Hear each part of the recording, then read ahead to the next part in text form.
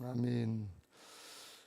이스라엘 백성들로 하나님을 만나고 하나님과 소위 말하는 시내산 언약, 새로운 약속을 맺을 준비를 하게 하시는 그런 대목의 장면의 말씀입니다. 1절에 보면 이스라엘 자손이 애굽 땅을 떠난 지 3개월이 되던 날 그들이 시내 광야에 이르니라 그랬어요. 여기 시내산에 이르렀다, 시내 광야에 이르렀다 그랬는데 3개월이라고 하는 이 3개월은 3개월 만 60일이 돼서 3개월이라고 하는 것이 아니고 원래 표현해 보면 3개월째 되는 날 첫날, 3개월째 되는 날 첫날, 그렇게 표현해. 그러니까 이게 어떻게 되는가 하면 정월 보름에 1월 15일 6월절에 출발했으니까 2월 15일이면 만 한 달이고 2월달 그리고 3월 15일이 돼야 만 두 달인데, 이게 달수로다가 1월달에 출발했으니까 1월달도 한 달, 2월달도 한 달, 3월달 첫날 돼서 3개월째 되는 날, 3개월째 되는 첫날이라는 뜻이. 그러니까 계산이 우리하고 조금 이제 다른 거죠. 그러니까 만으로 얘기하면 1월달 15일, 2월달 30일, 3월달 하루, 46일 만에 시내 광야에 도착했다. 시내산에 도착했다. 그런데 여기 시내산 시내 광야에는 뭔가 하면 하나님께서 모세를 처음 시내 광야에서 만나시고 시내산에서 부르실 때 가시떨기나무 불꽃 가운데서 부르신 그곳으로 부르셨어요. 거기에 이제 부르시고 나를 보내시는 증거가 뭡니까? 그러니까 하나님께서 출애굽기 3장 12절에 여기로 출애굽을 해서 이스라엘 백성들을 데리고 와서 예배하게 될 거다, 제사하게 될 거다, 그게 증거다. 그러니까 말씀이 성취되는 걸 보게 될 텐데 그게 증거다 그러는데 오늘 여기 도착하게 된 그 장면을 말씀하고 있습니다. 하나님의 말씀은 하나님의 말씀대로 이루어지는 것을 믿으시기 바랍니다. 말씀이 증거가 되는 신앙이 복된 신앙이, 다른 우리가 뭐 이게 이루어져야 주셔야 성취돼야 그래야 믿는 것이 아니고 말씀이 어차피 이루어지게 될 거니까, 말씀은 하나님이 이루시니까 말씀을 받을 때부터 이루어진 것으로 믿고 나가는 게 이게 하나님을 신뢰하고 말씀을 믿는 신앙인 것을 믿으시기 바랍니다. 그 신앙이 어떤 신앙이냐? 부활신앙이에요. 주께서 다 이루신 걸 믿고 말씀하시면 그대로 될 걸 믿고 나가는 거예요. 그게 부활신앙인데 구약에서도 이걸 이제 모세에게 부활신앙을 가르쳐 주신 거죠. 왜? 하나님이 살아계셔서 늘 함께 하시니까. 그 말씀은 하나님이 이루시니까 모세하고 이스라엘 백성들은 따라서 순종만 하면 된다, 따라만 가면 된다는 그런 복된 신앙 되시길 주의 이름으로 축원합니다. 말씀이 증거가 되는 신앙, 말씀만 받으면 그 말씀이 언제 이루실 것은 하나님께 맡기고 하나님께 서실 걸 믿고 믿음 가운데 평안 가운데 승리하는 신앙 하시기를 예수님의 이름으로 축복합니다. 할렐루야.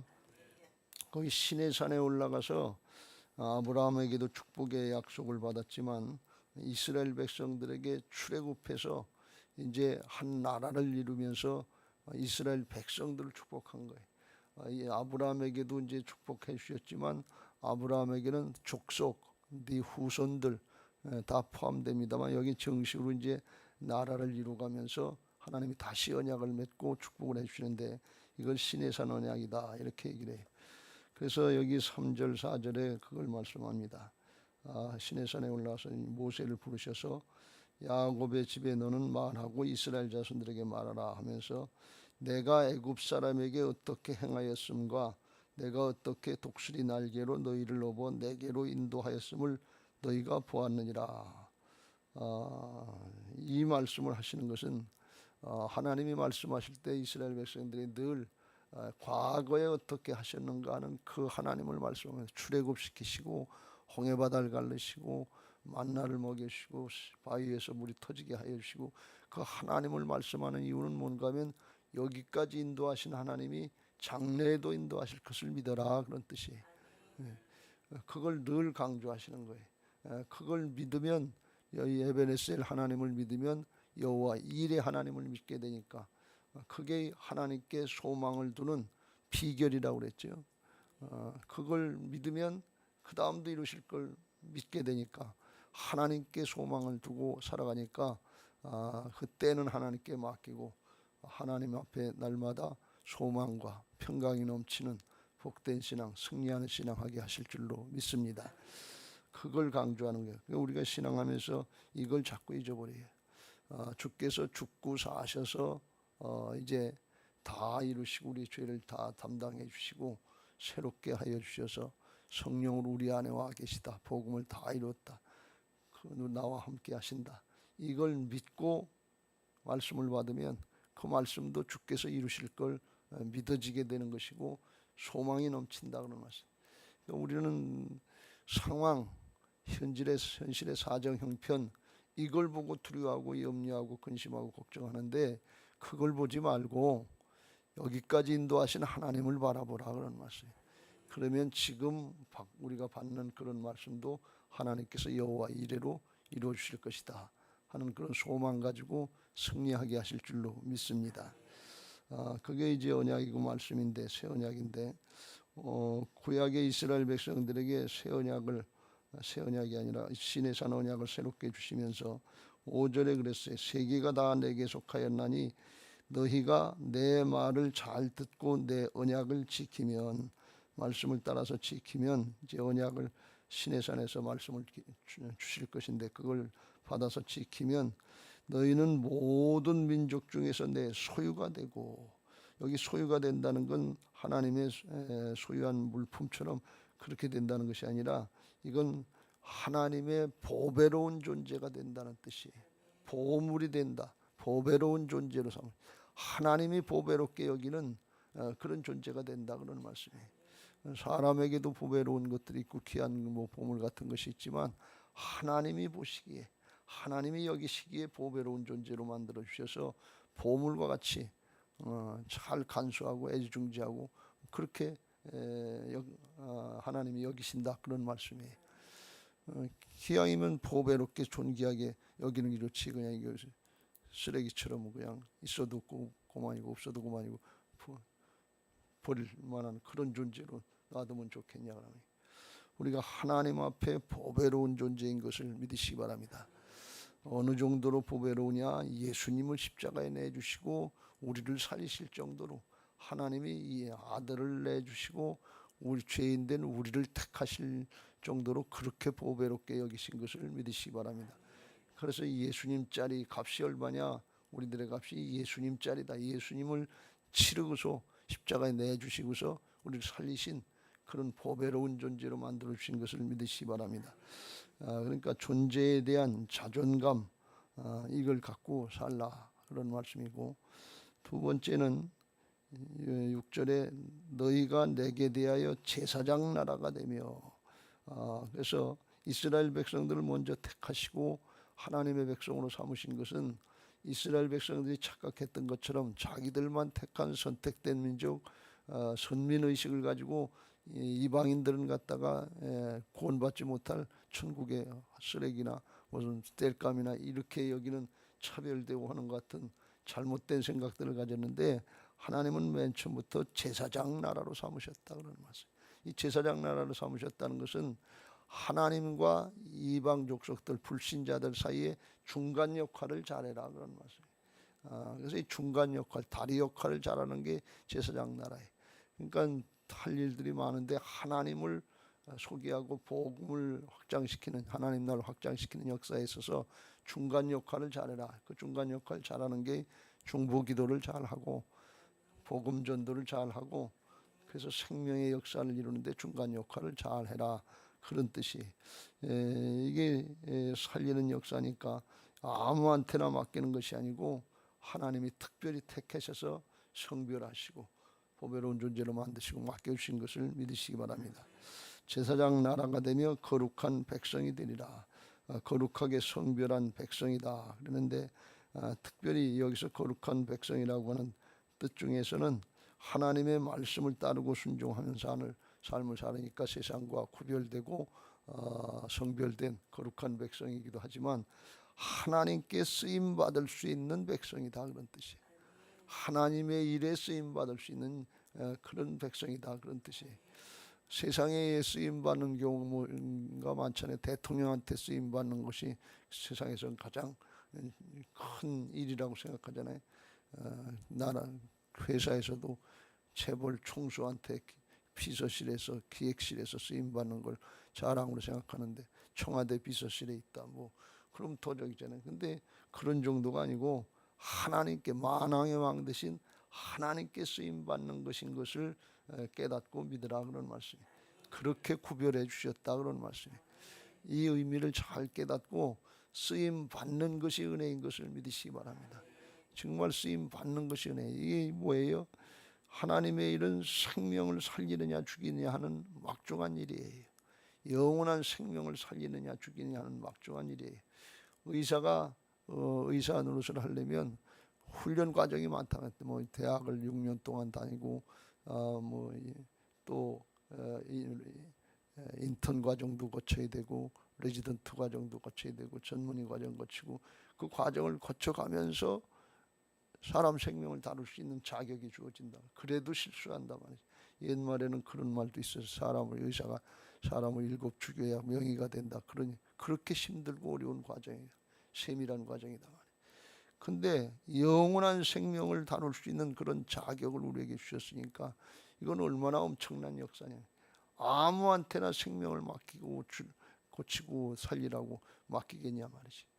그러니까 이건 아주 굉장한 특권인 것을 믿고 하나님의 나라의 역사에 잘 쓰임 받게 되시길 주님의 이름으로 축복합니다.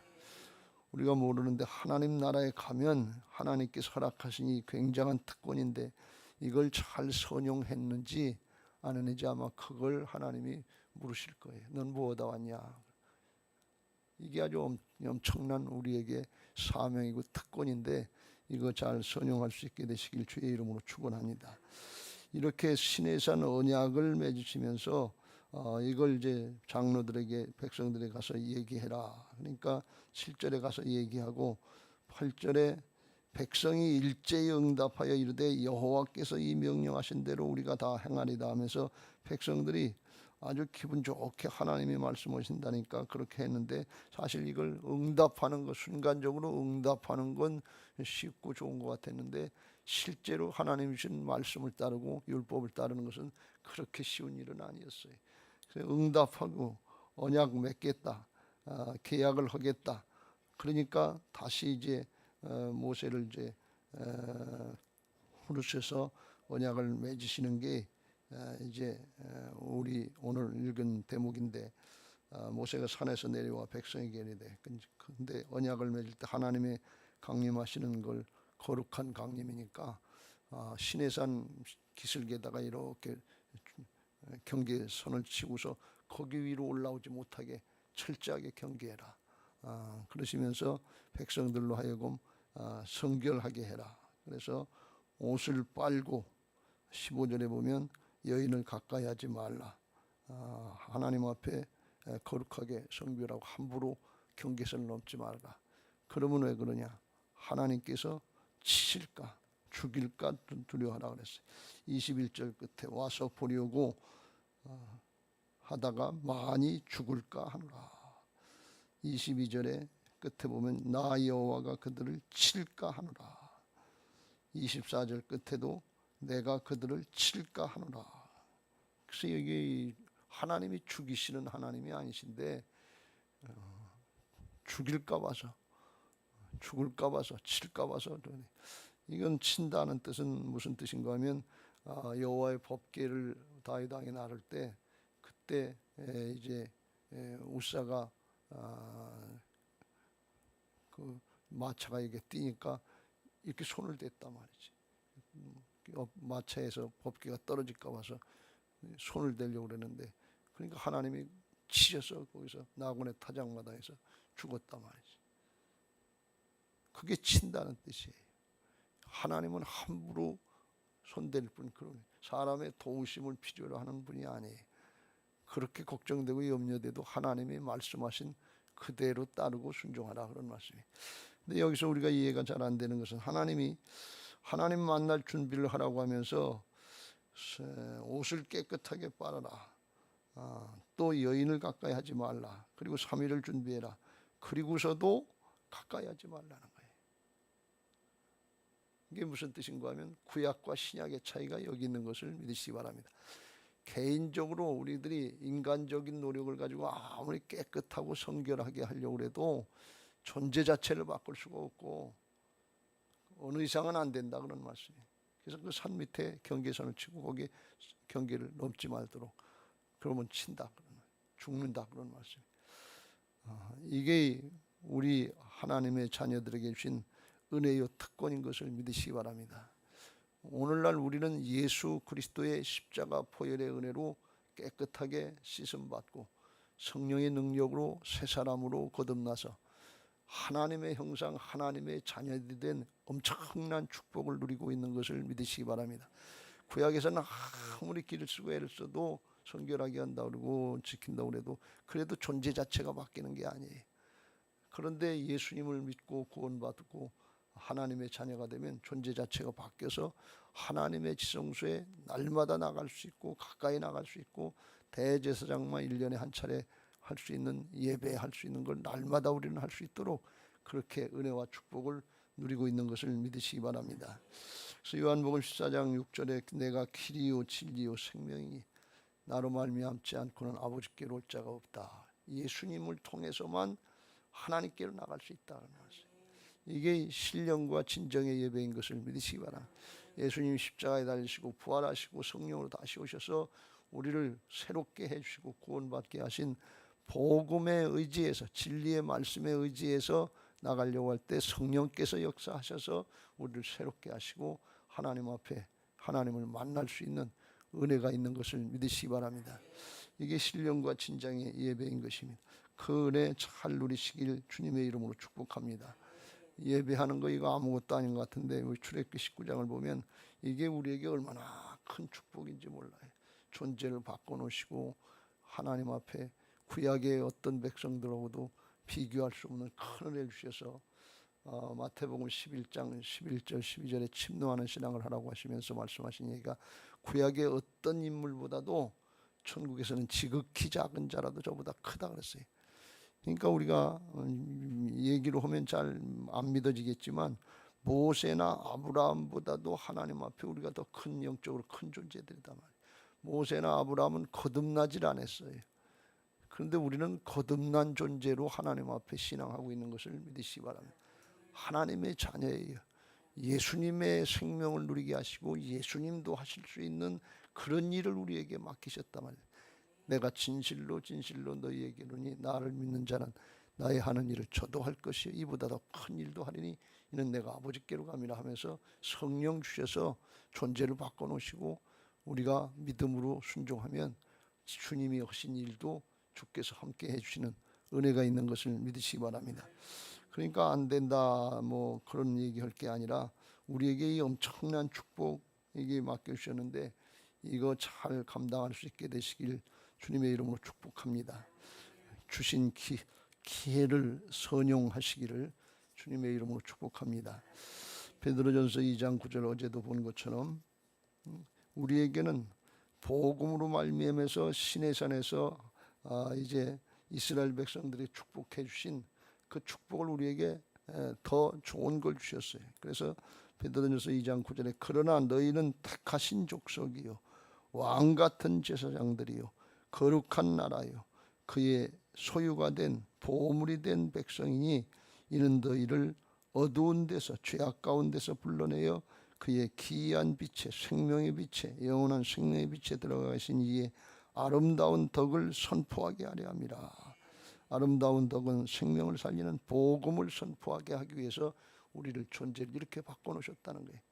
구약의 이스라엘 백성들보다 더 큰 축복을 우리에게 허락하신 것을 믿으시기 바랍니다. 그래서 이걸 잘 선용하는 사람이 진짜 영원한 복을 누리는 거예요. 그렇게 하기 위해서 이스라엘 백성들을 바꿔놓으신 것처럼 그렇게 하기 위해서 예수님처럼 쓰임받고 예수님처럼 살아갈 수 있도록 하기 위해서 우리들 존재를 바꿔놓으신 것을 믿으시기 바랍니다. 그러니까 우리가 신앙하면서 이 문제 저 문제 우리가 문제거리가 많아서 날마다 간구하는 기도를 많이 합니다만 문제 해결은 걱정할 게 없어요.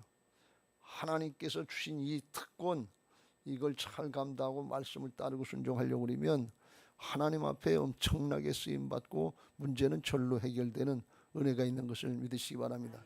그게 뭘 먹을까 뭘 마실까 뭘 입을까 걱정하지 마라. 너희 천부께서 있어야 될 것을 아시느니라 하시면서 너희는 먼저 그의 나라와 그의 의를 구하라.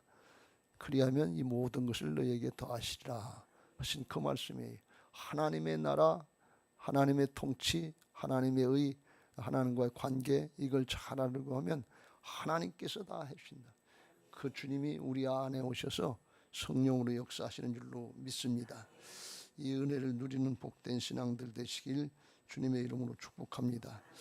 날마다 지성소로 나와서 하나님 앞에 예배하고 하나님을 가까이 할 수 있는 이 축복이 주어졌다는 게 얼마나 엄청난 축복인가 하는 것을 믿으시고 누리시길 바랍니다.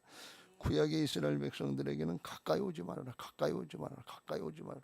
성결하고 깨끗하게 준비시켜 놓으시고 가까이 오지 말아라, 가까이 오지 말아라, 가까이 오지 말아라. 근데 우리는 준비도 안 했는데 깨닫고 예수님의 십자가 보혈의 은혜로 씻음 받고 성령의 능력으로 부활의 능력으로 새롭게 되시게 하신 줄로 믿습니다. 복음으로 의지해서 그냥 나올 수 있단 말이지.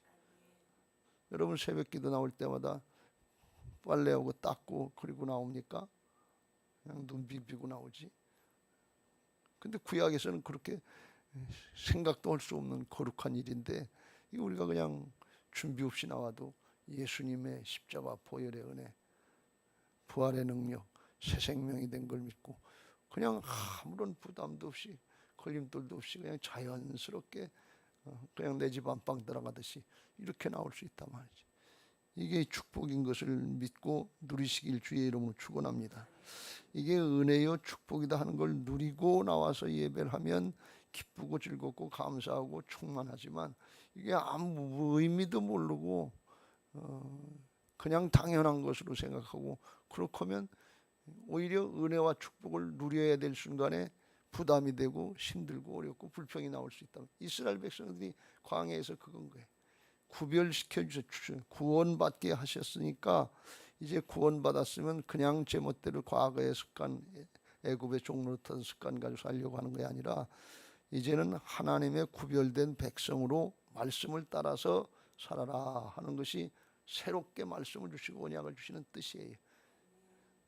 그래야 세상과 구별된 삶을 살고 세상을 구원할 수 있는 사람으로 거듭나는 은혜가 있는 건데 그걸 모르고 힘들다 어렵다 하면서 원망하고 불평하고 문제 때문에 원망하고 불평하다 광야에서 죽고 세상 살려다 죽으면 그건 복이 아니다 그런 말씀이. 이걸 누릴 줄 아는 신앙 되시고 의미를 알고 하나님 앞에 의미 있는 카이로스 인생이 되시길 주의 이름으로 축복합니다. 히브리서 10장 19절 20절 그러므로 형제들아 우리가 예수의 피를 힘입어 성소 지성소에 들어갈 담력을 얻었나니 담대하게 들어갈 수 있다. 두렵고 떠는 게 아니에요. 그 길은 우리를 위하여 휘장 가운데로 열어놓으신 새로운 살 길이요 휘장은 곧 그의 육체니라. 주일날 말씀드린 것처럼 반석을 깨트려서 생수가 나오게 하셨는데 그 반석은 예수 그리스도다 그랬어요.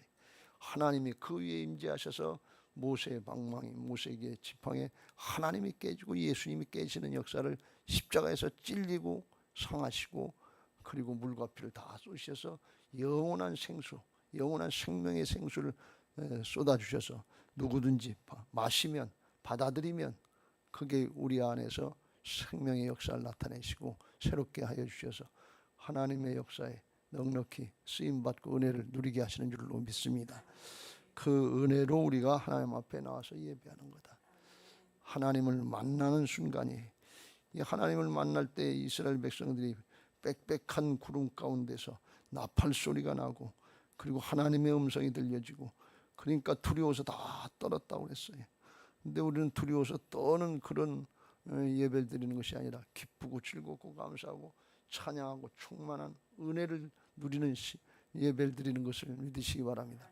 하나님을 경외하는 자세로도 우리가 마음으로 해야 되는데 그냥 무서워서 벌벌 떠는 그런 신앙이 아니고 하나님이 하나님 되시는 걸 알고 하나님의 대우를 해드리는 거, 어른이 어른 된 걸 알고 어른 앞에 어려운 자세를 하는 거, 삶과 내 마음대로 내 때로 내 그냥 습관대로 하려고 하는 것이 아니라 하나님의 뜻을 따르고 어른의 말씀을 따르고 듣고 따르려고 하는 그런 자세가, 청종하려고 하는 자세가 이게 하나님을 경외하는 자세인 것을 믿으시기 바랍니다.